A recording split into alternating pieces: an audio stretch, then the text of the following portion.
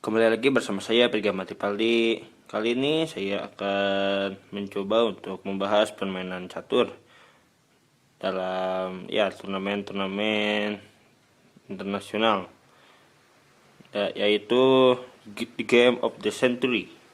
Ya, beberapa dari kalian pasti sudah ada yang mengetahui permainan ini. The Game of the Century ini dimainkan oleh Donald Bryan melawan Bobby Fischer ketika dia berusia 13 tahun. Dan ya, lalu pembukaan dimulai dengan kuda F3, pembukaan reti, kuda F6. Ya, pengembangan perwira yang simple, terutama untuk mengontrol petak pusat. Lalu di sini Donald Bryan memainkan C4 dan hitam sebaliknya. Di sini putih mencoba untuk mengontrol petak pusat, tetapi hitam memposisikan dirinya untuk mengamankan rajanya dengan G6. Idenya mempiat satu gajah gelapnya, lalu rokade pendek. Setelah kuda C3, gajah G7, D4, dan rokade pendek. Ya, kita dapat dari posisi seperti ini kita dapat melihat hitam mencoba untuk mengambil ide dari hypermodern, yaitu mengontrol petak pusat dengan perwira, bukan dengan pion. Dan yang jelas ialah dalam posisi seperti ini putih memiliki keunggulan dalam hal wilayah. Artinya putih dapat bergerak lebih leluasa dibandingkan hitam. Tetapi keunggulannya raja hitam di sini aman. Dan ya, di sini raja putih membutuhkan beberapa langkah lagi untuk mencapai titik aman di rokade pendek. Dan lalu di sini putih menggerakkan gajahnya menuju F4. Lalu setelah D5, ya posisi seperti ini dinamakan Gunfeld defense. Lalu putih memainkan menteri B3 atau yang dinamakan Russian system. Ya, setelah hitam memakan pion, lalu putih pun memakan pion dan Bobby Fischer di sini memainkan C6. Ya, kita mungkin cukup aneh melihat gerakan seperti C6 ini. Ya, dibandingkan dengan misalnya kuda E6 misalnya. Dibandingkan dengan kuda di C6 misalnya lebih mengontrol petak pusat, ataupun dengan kuda A6 lalu menyerang pion di D dengan C5 misalnya, atau yang dinamakan dengan the Prince variation. Dan tetapi sebenarnya apa maksud dari C6 tersebut? Dan C6 yang jelas menutupi petak yang membahagiakan bagi kuda di sini menuju C6. Ya, mungkin dari kalian akan lebih mencoba untuk mengembangkan perwira-perwiranya, menghubungkan kedua benteng, lalu memulai serangan. Tetapi Bobby Fischer memainkan C6. Ya, cukup aneh bukan? Dan lalu di sini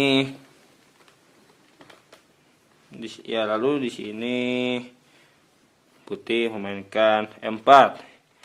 Lagi-lagi mengontrol petak pusat dan mencoba untuk membebaskan gajah terangnya dan bersiap untuk rokade pendek.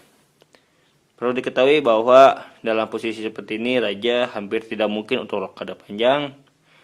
Yang pertama, apabila rokade panjang, posisi raja akan berada di sini. Ya, akan sangat mudah bagi hitam untuk menyerang dari file C misalnya, atau dari diagonal H6 C1 misalnya. Dan walaupun raja bergerak menuju B1 misalnya, Gajah di sini masih dapat menghantam raja di diagonal B1 F5. Tidak sangat bagus, sangat tidak bagus. Ya, kita akan lanjutkan ke main lain. Lalu dari sini kita mainkan kuda T7. Kuda B menuju D7 maksudnya. Ya. Ya, beberapa komentator bahkan mengatakan bahwa ya, apa-apaan gerakan seperti ini. Kita dapat melihat gajah di sini terblokade. Ya, seperti itu kata mereka. Tetapi ide dari kuda D7 ialah memposisikan kudanya di tempat yang lebih baik. Dan kita akan mengetahuinya setelah beberapa gerakan kemudian. Setelah beteng D1 mengontrol bidak semi terbuka. Bidak terbuka malahan apabila pion di sini hilang. Lalu di sini kita menggerakkan kudanya menuju B6. Menyerang menteri. Ya. Tetapi di sini di sini menteri harus bergerak. Dan yang jelas ialah Donald Brand menggerakkan menterinya menuju C5. Ya, posisi menteri di sini cukup lumayan buruk. Yang pertama ialah menteri dapat diserang dengan manuver kuda menuju E7 misalnya, dan membebaskan kuda gajah gelapnya dan menghantam diagonal A1 H8. A1 H8 oleh gajah gelap. Ya, posisi menteri di sini intinya sangat lumayan tidak bagus. Dan ya, di sini lalu putih kita memainkan gajah G4. Yang jelas ialah kita dapat melihat dalam posisi seperti ini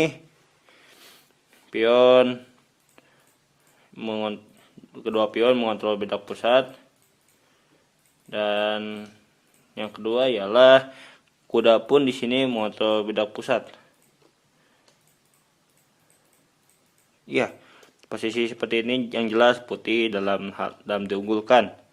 Tetapi dalam masalah pengembangan perwira yang jelas di sini hitam menang. Yang pertama hitam sudah rokade pendek, yang kedua putih belum. Dan itu akan sangat merugikan bagi putih pada selanjutnya. Ya, setelah G4 lalu di sini putih memainkan gajah G5. Ya, suatu blunder bukan? Oh, maksudnya mengapa dikatakan suatu blunder?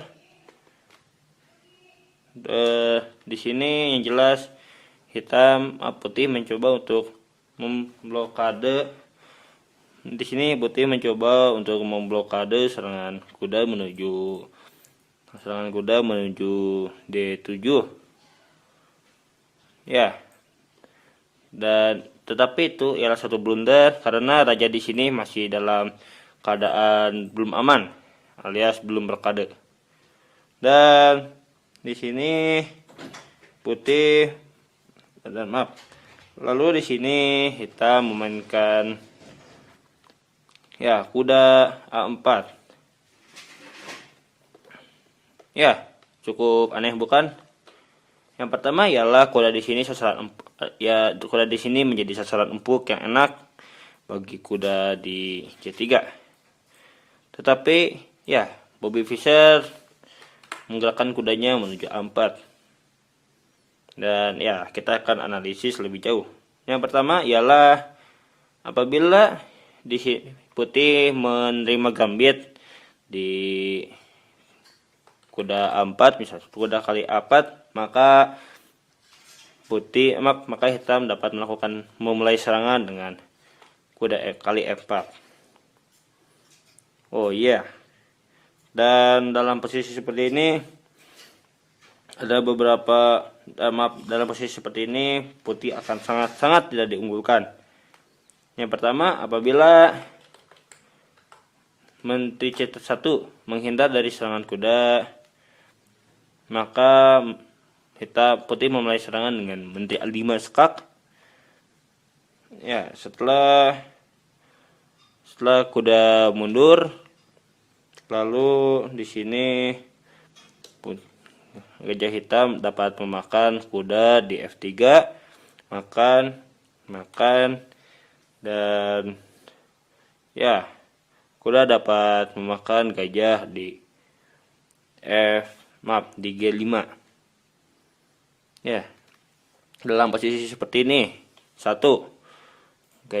putih memiliki dua pion isolasi dan satu pion tertumpuk yang berisolasi. Yang jelas ini akan menjadi sasaran empuk bagi bagi hitam nantinya. Berbeda dengan struktur pion hitam, terlihat rapi, saling terhubung, dan ya akan sangat diunggulkan nantinya bagi hitam. Dan itu ialah salah satu contoh variasi. Dan ya, dalam posisi seperti ini, bagaimana dengan Menteri B4? Idenya ialah memblokade petak A5 yang akan dikunjungi menteri nantinya dengan skak raja. Tetapi itu ialah satu kesalahan, karena setelah Menteri B4, maka kuda dapat memakan di G5, dan setelah kuda memakan juga, maka gajah dapat memakan benteng. Oh iya, dan di sini gajah gelap hitam akan memulai serangan dengan gajah G5. Dan setelah dilindungi, maka gajah akan dapat memakan pion lagi di F2. Ya, yang jelas dalam posisi seperti ini, hitam diunggulkan. Ya, itu pun menurut Bobby Fischer sendiri. Kembali dalam posisi seperti ini, kuda makan, dan lalu kita akan mencoba untuk menganalisis langkah selanjutnya, yaitu menteri kali E7. Idenya mengadu menteri dan mengancam kuda di E4. Seperti ini. Ya. Lalu setelah skak, di sini putih dapat memblokade skak dengan B4, lalu menteri makan A4 dan menteri makan E4, dan kuda F8 skak. Ya, perlu diperhatikan bahwa ini adalah skak ster.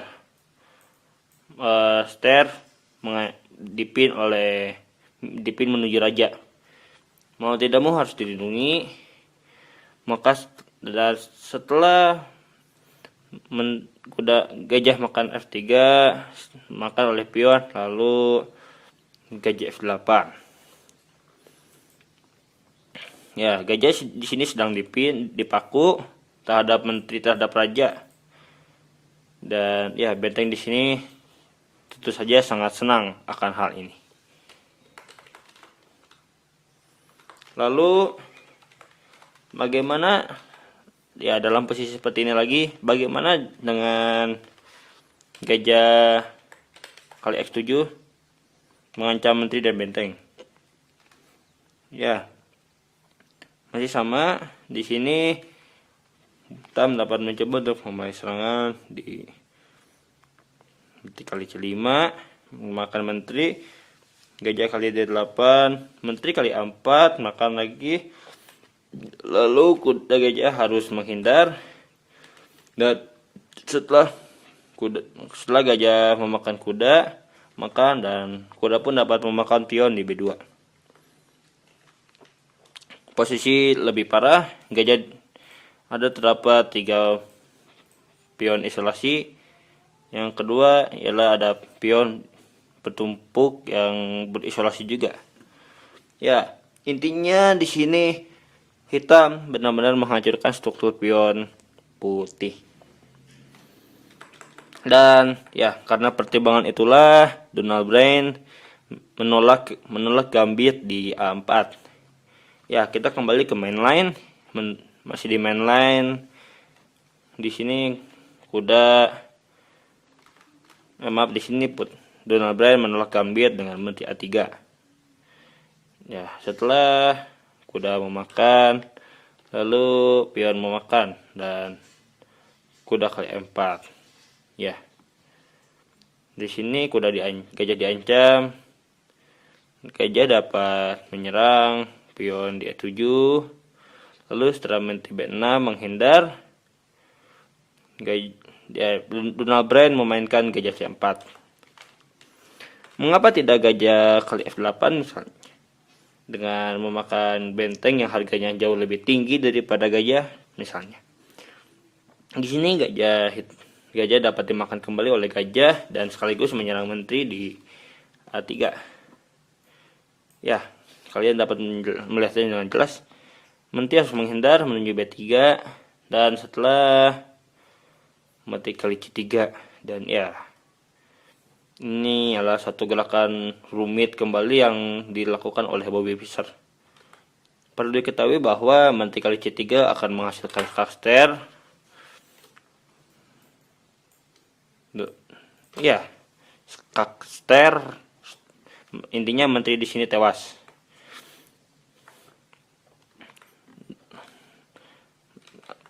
Ya, apabila gajah D6, maka gajah dapat dimakan oleh kuda. Lalu langkah terbaik adalah menteri kali B6 memakan menteri, ngadu menteri. Makan, ancam, gerak, dan makan. Di sini putih dapat mencoba untuk memakan pion, memakan menteri di B6. Makan. Lalu di sini putih dapat mencoba untuk melindungi benteng dengan benteng A1. Benteng A8, skak, raja D2, kuda E4, skak, kuda C2, kuda D2, memakan pion, raja G1 menghindar dari serangan kuda, gajah F5 skak, gajah F5 skak, maka hitam di sini putih sangat tidak diunggulkan. Ya, inilah analisis yang dilakukan oleh kedua pemain, terutama oleh Donald Brain itu sendiri. Makanya dia menolak gambit di gajah kali F8 memakan benteng. Ya, di sini Donald Brain mencoba menggerakkan gajah menuju C4. Ya, pengembangan berbeda yang sederhana, menyerang petak F7, lalu memberikan ruang bagi putih untuk rokade pendek. Ya, sangat dahsyat bukan? Tapi setelah kuda kali C3 dan ya, di sini menteri tidak dapat memakan di C3 karena ya setelah benteng E8 maka gajah dapat tewas. Maksudnya gajah gelap putih dan hitam akan dianugerahi oleh sepasang gajah yang akan sangat menguntungkan bagi hitam nantinya. Ya, setelah gajah C5, ya, setelah makan, lalu gajah C5 mengancam menteri di B6. Dan ya, di sini kita akan mencapai puncak dari permainan ini.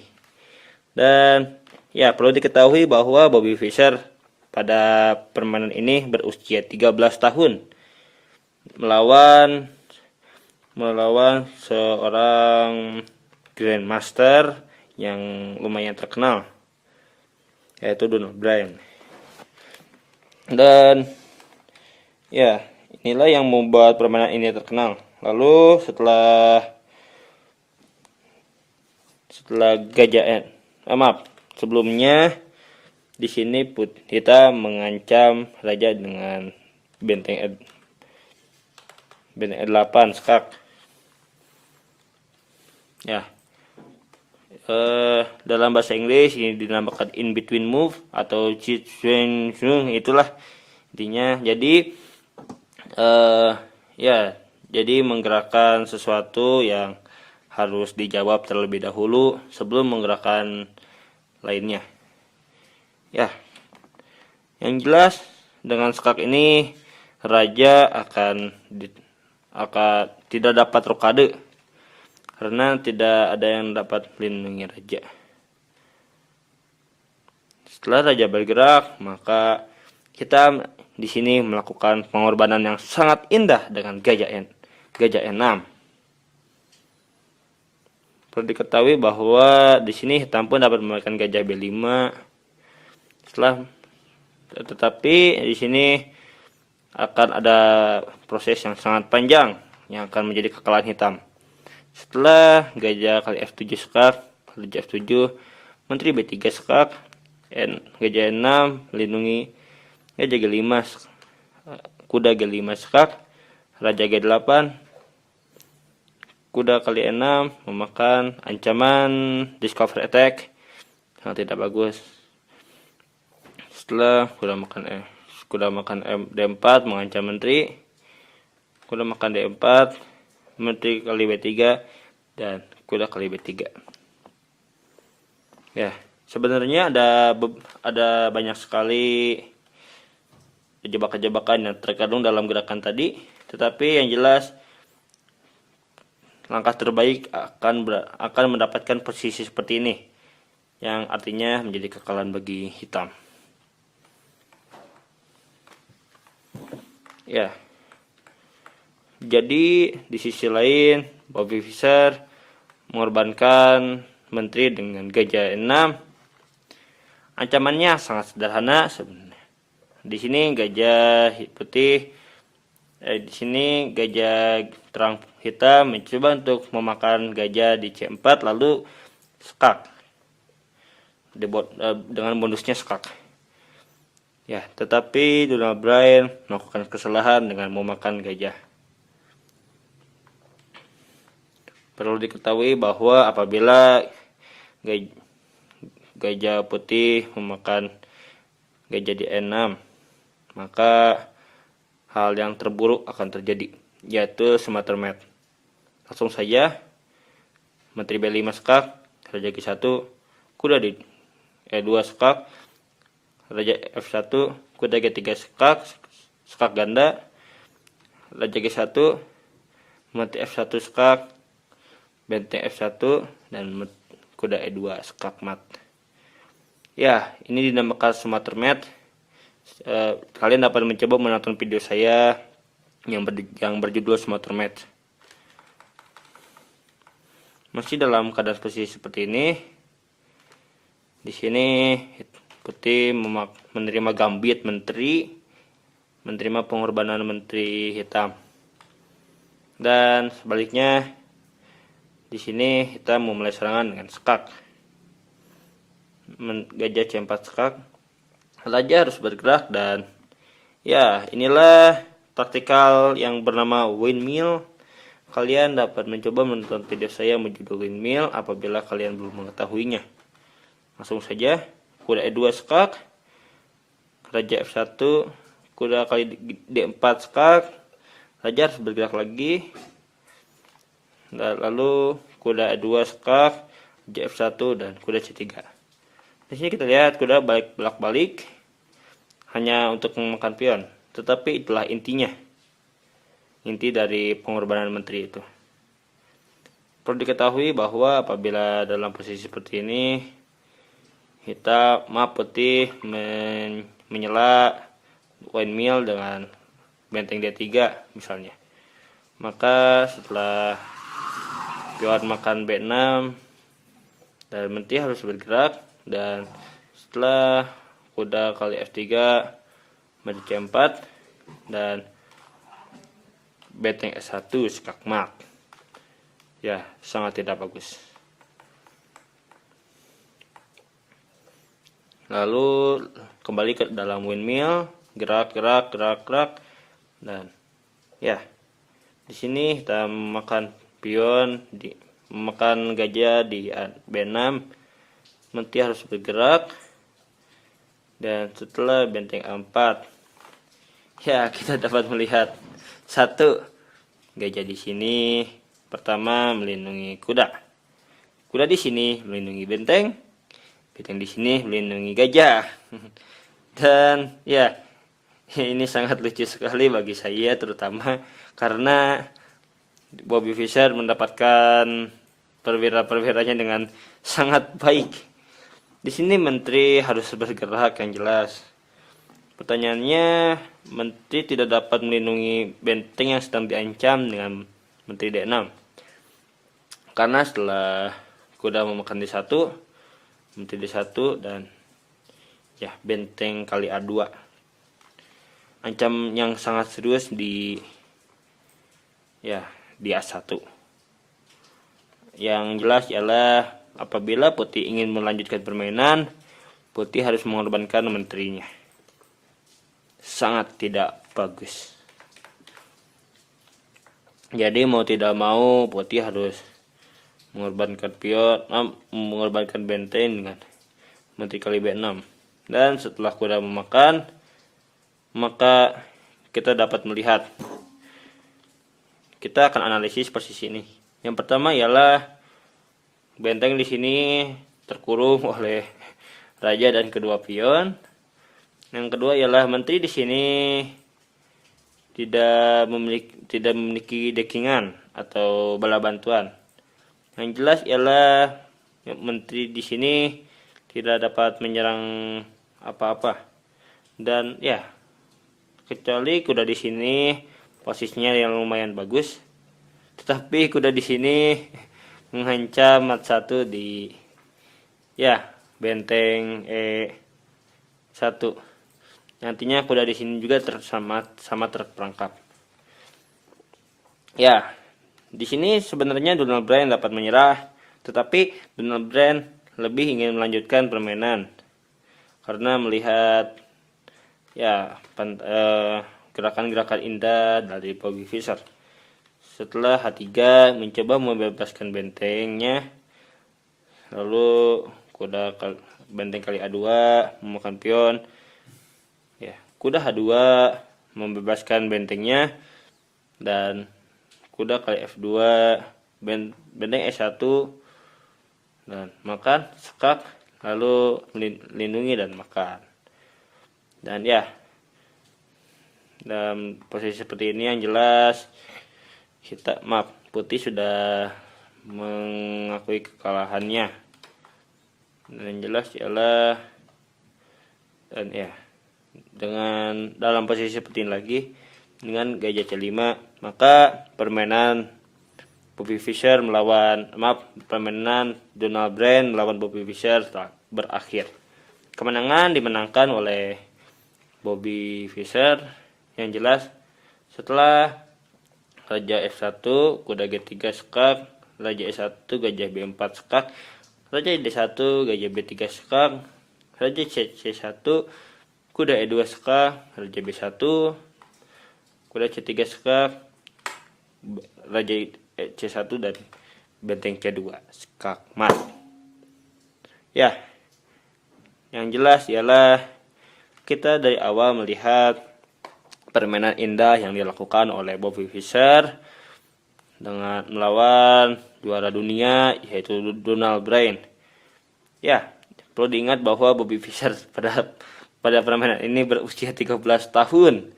Lagi-lagi saya ingin menekankan itu karena ya, di sini saya berusia 17 tahun, tetapi saya masih tidak dapat membayangkan saya memainkan permainan seperti ini.